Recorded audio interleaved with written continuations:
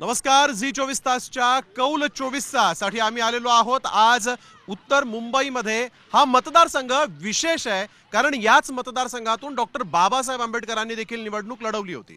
सोबतच हा मतदारसंघ विशेष आहे कारण भाजपची इथं मोठ्या प्रमाणात मोठ्या कालावधीसाठी सत्ता होती आणि आता आपल्याला माहिती आहे की इथूनच केंद्रीय मंत्री पियुष गोयल हे भाजपकडून निवडणुकीच्या रिंगणात आहेत। परंतु आता महाविकास आघाडी किंवा इंडिया आघाडीचा उमेदवार अद्यापही जाहीर झालेला नाही आणि उमेदवार जाहीर होईल ही निवडणूक जी आहे ती देखील रंगतदार असेल यामध्ये शंकाच नाहीये। परंतु ही निवडणूक कशी लढणार आहे, पियुष गोयल या मतदारसंघासाठी काय करणार आहेत हे पाहणं देखील तितकंच महत्त्वाचं आहे। म्हणून पहिला प्रश्न भाजपच्या कार्यकर्त्यांकडून आपण त्याचं उत्तर घेऊया। पियुष गोयल या मतदारसंघामध्ये आता निवडणुकीच्या रिंगणात आहेत, काय तुमचे प्रॉमिसेस आहेत या पूर्ण मतदारसंघासाठी, कारण या मतदारसंघामध्ये भाजपचं वर्चस्व अनेक वर्षांपासून होतं।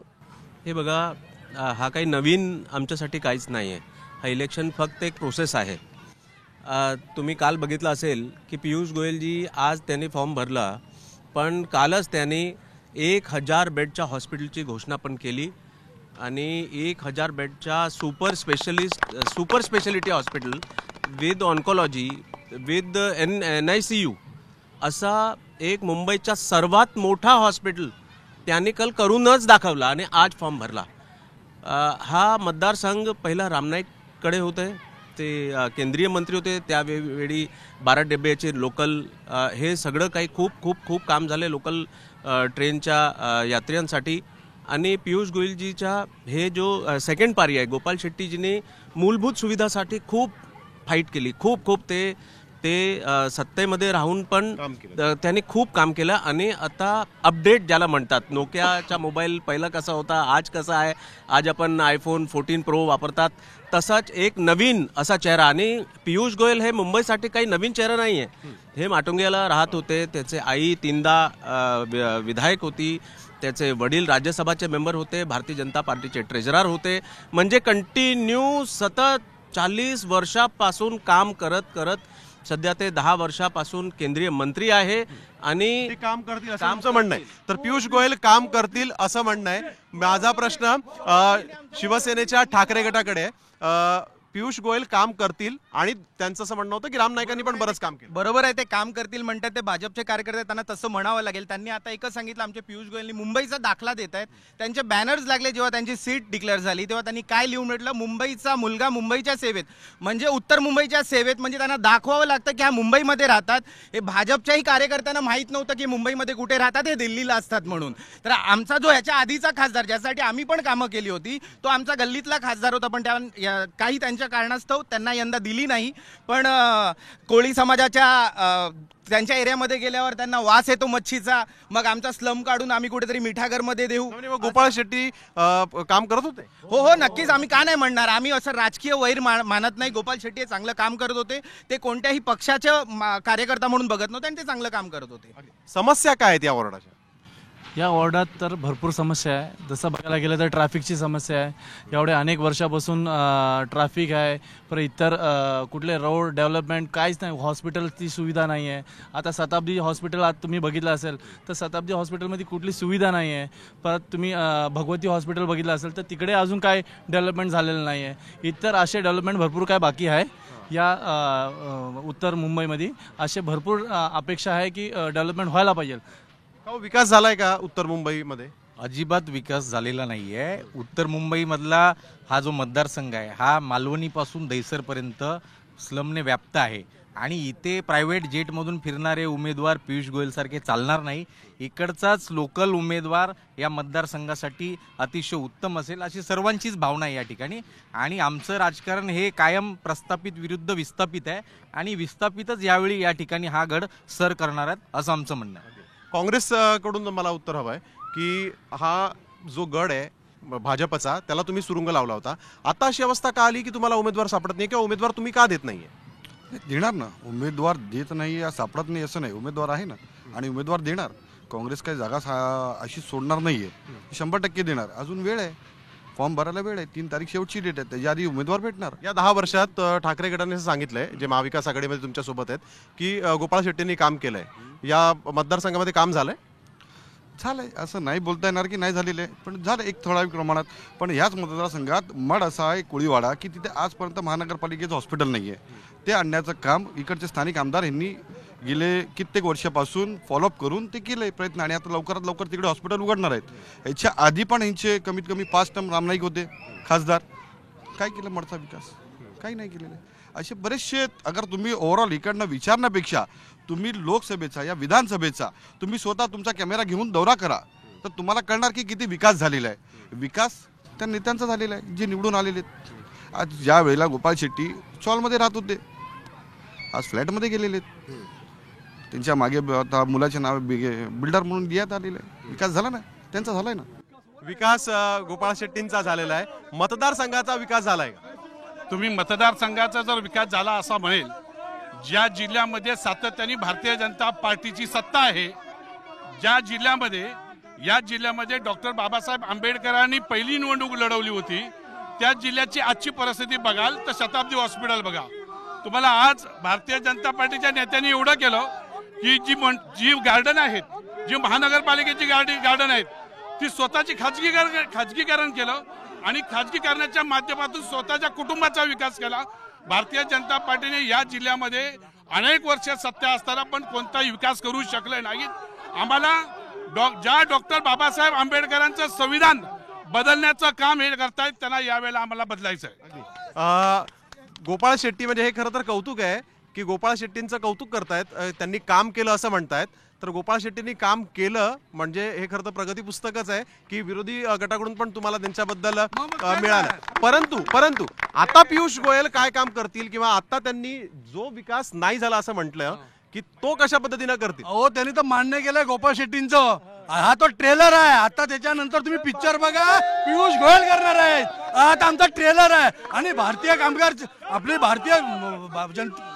भारतीय जनता पार्टी ही कधी कुठल्याही कार्यकर्त्यांची पार्टी आहे. ज्यावेळी गोपाळ शेट्टींनी स्वतः कार्यकर्ता म्हणून त्यांनी ट्रेलर उभा केलाय, तो आता पुढच्या वेळी पिक्चर म्हणून दिसेल ना, तर ते पण मान्य करतील. आणि एक महत्वाचा प्रश्न असा पण आहे की पियुष गोयलांनी पियुष गोयल नव्हे, गोपाळ शेट्टींनी स्वतःचा विकास केला. मैं एकदम खोटा सांगत है. गोपाल शेट्टी जी है ना, ते छोटे छोटे कार्यकर्ताओं के लिए काम करते हैं. आप भादरण नगर के अंदर 80 फुट के रूम के ऊपर अगर किसी ने आंदोलन किया होगा तो गोपाल शेट्टी जी ने किया होगा. मालवनी के अंदर इतना जो विकास हुआ है सिर्फ गोपाल शेट्टी किया, जो 3-3 बार आमदार होते हुए उन्होंने कभी काम नहीं किया. आज एसी रोड का विकास देखो, मलर स्टेशन का विकास देखो, जहाँ पे विकास हुआ है जो कोई सोच नहीं सकता था वैसा विकास किया. पीयूष जी ने अब जो वंदे भारत ट्रेन आई है वो किसके देन है? उनकी देन है. तर आरपीआय कडून तुम्ही आता महायुतीमध्ये आहात. आरपीआय कसं बघतं या मतदारसंघामध्ये काम झालंय का? या मतदारामध्ये संघामध्ये जास्तीत जास्त स्लम झोपडपट्टी एरिया जास्त आहे. त्यामुळे या मतदारसंघामध्ये झोपडपट्टी जास्त प्रमाणात आहे आणि अनेक झोपडपट्टीमध्ये सुविधा देण्याचं काम मग विनोद तावडे जे पालकमंत्री होते, आंबोजवाडीमध्ये अनेक वर्ष पाणी नव्हतं. 25 वर्ष पाणी नसताना काम केलं. फक्त विनोद तावडेंनी पाण्याचा तिथे प्रॉब्लेम सॉल्व्ह केला. रस्ते झाले, मैदानं झाली आणि जो एसआरए अंतर्गत 2011 पर्यंत जो ठराव मंजूर झाला, डबल माळ्याला घर देण्याचं काम मंजूर केलं. भाजपनी काम केलंय. भाजपने काम केलेलं आहे. भाजपनी काम केलं असं म्हणणं आहे.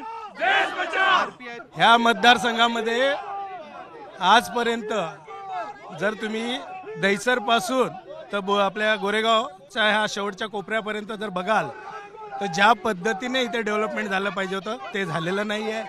फक्त हे मागचे एकंदरीत काँग्रेसने केलेली कामं स्वतःच्या नावावर नोंदवायची आणि सांगायचं ही कामं आम्ही केली ना. काँग्रेसने केलेल्या कामांचे फक्त लेबल बदलायचे आणि हे स्वतःचं नाव लावायचं. बाप कोण, बाप कुणाचंही असो पण बाप नाव आपलं, अशा पद्धतीने हे वागतात आणि ह्याच्यामुळे मोदीला ह्यावेळेस हद्द पार केल्याशिवाय. काँग्रेसच्या कामाचं श्रेय भाजपने घेतलं का? हा, भरपूर ठिकाणी. इकडे तर आमची लोकल कॉर्पोरेटर पण वॉर्ड 47ची आमचा सर्व श्रेय तीच घेते. आता इकडे ह्या लोकांनी सांगितलं की पियुष गोयल आल्या हॉस्पिटल बनवलं. हॉस्पिटल बनवणारच ना ही लोक, कशाला नाही बनवणार. आजच एका फार्मास्युटिकल कंपनीने कोर्टमध्ये बयान दिलंय की कोविडच्या वॅक्सिननी थ्रम्बोसिस होते. If you are giving vaccinations to kill people, you will make hospitals, right? मी काय बोलतो, जर भाजपने काम केलंय मग त्यांना इतर पक्षाच्या नेत्यांना फोडून त्यांना ईडीचा दबाव दाखवून का त्यांच्या पक्षात नेतात वगैरे करून त्यांना त्यांचा कामाचा विश्वास नाहीये काय? आपल्या कामाच्या जीवावरती त्यांनी मतं मागावा, आपल्या कार्यकर्त्यांच्या जीवावरती त्यांनी मतं मागावा.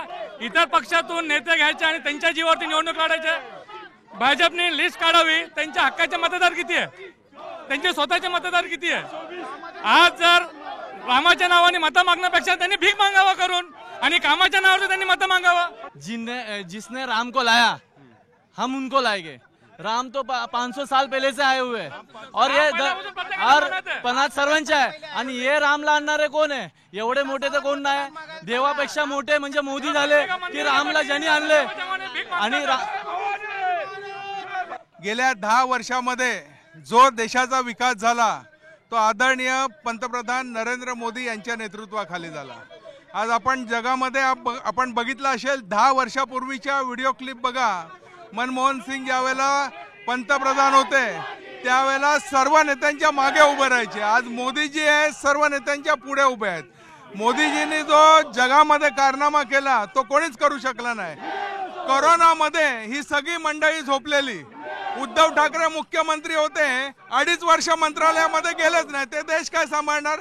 आता पंतप्रधान पदाची स्वप्न पडतायत. पहिला इकडे कॅन्डिडेट तर द्या. अरे कोण कॅन्डिडेट आहे तो त्याच्यावर बोला. त्यांच्याकडे कॅन्डिडेटच नाही आहे तर कशा पद्धतीने करणार? अगदी रामाला त्यांनी बोललं, आम्ही आणलं. त्यांनी रामाला काल्पनिक बोललं काय? आम्ही तर त्याने अस्तित्वात आणलं आणि काँग्रेसने काल्पनिक बोलले, काल्पनिक. आणि त्याच राहुलकडे जाऊन ते बसले आहेत, ते उभाटावाले उद्धववाले. आम्ही राहुल मंदिर बनवलं. तुम्हाला पियुष गोयलांकडून काय अपेक्षा आहे? अपेक्षा आहेत भरपूर. म्हणजे कशा त्यांनी इकडे जेवढा त्यांचा जे केंद्र आहे, जेवढं त्यांच्या हातामध्ये जे असतील त्यांच्याकडे ते काम करतील. त्यांनी हे आमच्या इकडे थोडंसं लक्ष देतील हे आमच्याकडे. अगदी या मतदारसंघामध्ये राजकारण जरी असलं तरी समस्या पण आहेत. ट्रॅफिकची समस्या एक सगळ्यात महत्वाची समस्या आहे. त्याचं उत्तर मला घ्यायचं आहे की ट्रॅफिकची समस्या, या ट्रॅफिकच्या समस्येवर काय तुम्ही आतापर्यंत? तुम्ही जर SV रोडवर व्हिजिट करणार, पहिल्यांदा 50 वर्षांनी ही रोड 90 फीट रोड झाली. कधी मलाडवासियांना कधी असा लागत नव्हता की कधी असा ट्रॅफिकचा प्रॉब्लेम सॉल्व्ह होईल. मात्र 1 वर्षात 90 फीट रोड, 30 फीट रोडांचा 90 फीट रोड झाला. तुम्ही ही कॉन्स्टिट्युएन्सी सुरू होती मलाड SV रोडवरून ते बोरिवली SV रोड, तुम्ही पाहताल 90 फीट रोड झाले. ही कॉन्स्टिट्युएन्सी तरी पण ट्रॅफिकची समस्या आहे ना आपल्याला. मी सांगतो ना, ही कॉन्स्टिट्युएन्सी मलाडमध्ये ट्रॅफिकची समस्या आहे कारण की इकडे असलम शेख नावाचा काँग्रेसच्या विधायक आहे. आणि मालवणी बघा तुम्ही, मालवणी आणि मिनिस्टर पण होता, पण मालवणी असलम शेख मुळे ट्रॅफिकची समस्या कशी? मी सांगतो ना, तो इकडला मंत्री होता आणि त्यांनी ट्रॅफिकची काही समस्या सॉल्व्ह केली नाही. मालवणीमध्ये किमान निम्मे प्रकारचा त्याने काही प्रगती केली नाही. तुम्ही जाऊन मालवणीमध्ये जाल आणि जे लोढाजी सांगतात ना मालवणी मॉडेल, हिंदू तिकडून पडून लागतात. अगदी असलम शेख काँग्रेसचे, त्यांनी विकास केला नाही, त्यांच्यामुळे ट्रॅफिकची समस्या. मालाडमध्ये जेवढा विकास झालाय, कोळीवाड्यांचा विकास झालाय, या महानगरपालिकेचे जेवढे हॉस्पिटल आहेत सगळ्यांचा विकास केलाय.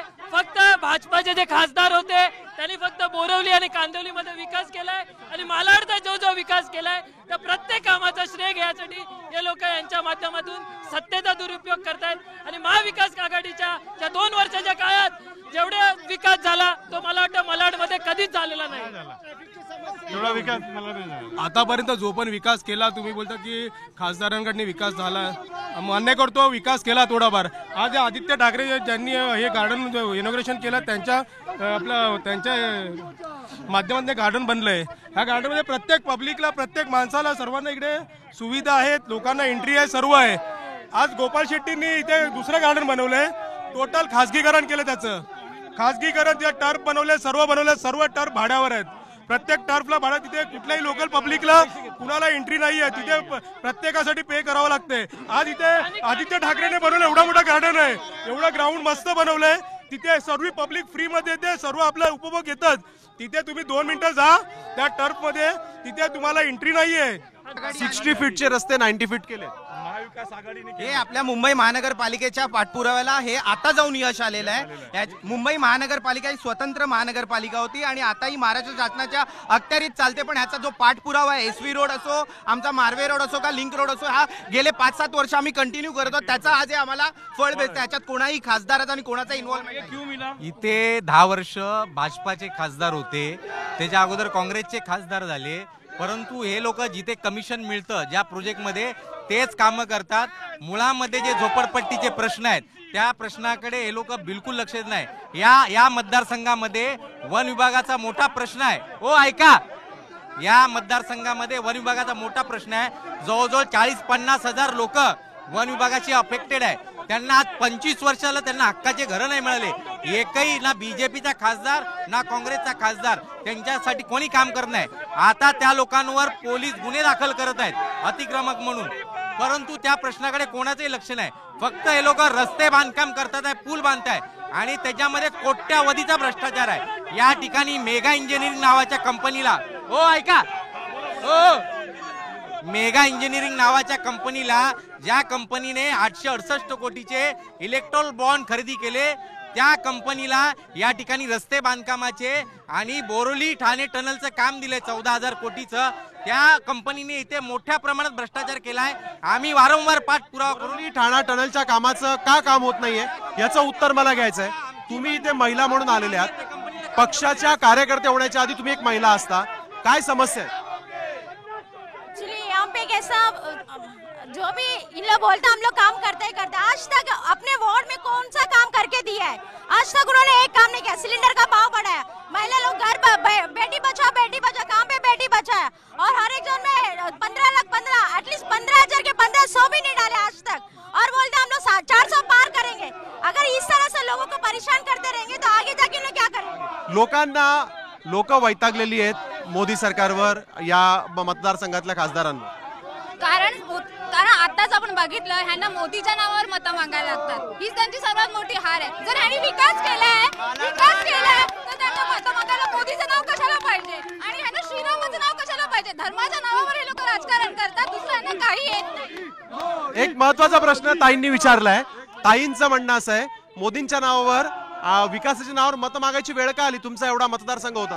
एक गोष्ट लक्षात ठेवा, मगाशी कोणीतरी प्रश्न उपस्थित केला का या मालाडचा विकास झाला नाही, ट्रॅफिकची समस्या आहे। या ठिकाणी 2017ला प्रथमच 3 नगरसेवक निवडून आले। मालाडचं वेस्टचं एवढा डेव्हलपमेंट झालं, खाडीच्या त्या बाजूला अस्लम शेख 3 रस्ते डेव्हलपमेंटसाठी सगळं त्यांचा प्रश्न असा आहे की मोदींनी 10 वर्ष होते, गोपाळ शेट्टी 10 वर्ष होते, तरी विकासाच्या नावावर तुम्हाला मतं का नाही मागावी लागली? मोदी जे आमचे नेते आहेत, भारतीय जनता पार्टीचं कमळ निशाण आहे, त्याचाच आम्ही बोलणार का दुसरा उद्धव ठाकरेचं बोलणार का? जो व्यक्ती 2.5 वर्ष घरामध्ये बसला, मुख्यमंत्री म्हणून तो मंत्रालयामध्ये नाही गेला, त्याचे गुणगान गाणार, लोक त्याला मतं देणार आहे। करोनामधून घराच्या बाहेर नाही पडला, करोनामधून तो मंत्रालयामध्ये 1 दिवस पण नाही गेला, लोकांना एक योजना नाही दिली। मोदीने 80 करोड लोकांना घर बसल्या मोफत दिलं, वॅक्सिन दिले, करोडो लोकांना दिले। अगदी मोदींच्या नावाने मत मागण्याचा आम्हाला अधिकार आहे। मोदींनी कामं केलेली आहेत, मोदींच्या नावाने मत मागण्याचा आम्हाला अधिकार आहे आणि मोदी आमचे नेते, आम्ही त्यांच्या नावाने मत। बरोबर आहे, मोदीने 2 करोड युवांना जॉब दिले, मोदीने 15 लाख रुपये गरिबांना दिले, मोदीने विकास केला। आम्ही विकास शोधतोय, टाइमला 80 करोड लोकांना मोफत राशन देण्याचं, जर त्यांनी रोजगार दिला असता तर त्यांना आजची घोषणावाक्य करावे लागलं नसतं की आम्ही तुम्हाला मोफत देतो। लोकांना रोजगार पाहिजे, युवकांना रोजगार पाहिजे। आज भाजप मोदींनी अगर एवढा विकास केला तर का शिंदेना घेतलं? का अजित पवारांचा 1 दिवस आधी म्हणतात पवारांनी सिंचन घोटाळा केला, अजित पवारांनी सिंचन घोटाळा, आणि दुसऱ्या दिवशी त्यांचा प्रवेश करून घेतात? का अगर एवढं काम केलंय तर का भाजप एकटी नाही लढली? का शिंदे आणि पवारांची गरज? अगदी आपण बघतोय आज कौल 24 तासासाठी म्हणून उत्तर मुंबईमध्ये आपण आलो, आणि या उत्तर मुंबईमध्ये कार्यकर्त्यांचा जोश जो आहे तो एकदम हाय लेवलला आहे। आणि आता हे कार्यकर्ते आपला उमेदवार निवडून आणण्यासाठी प्रयत्न करणार आहेत, त्यात तर शंकाच नाहीये. आपल्या देखील त्यांना शुभेच्छा आहेत. जनतेचा विकास किती होतो हे पाहणं देखील तितकंच महत्वाचं आहे. या सोबतच कौल 24चा या कार्यक्रमामध्ये वेळ झाली, इथेच थांबण्याची. पाहत रहा झी 24 तास.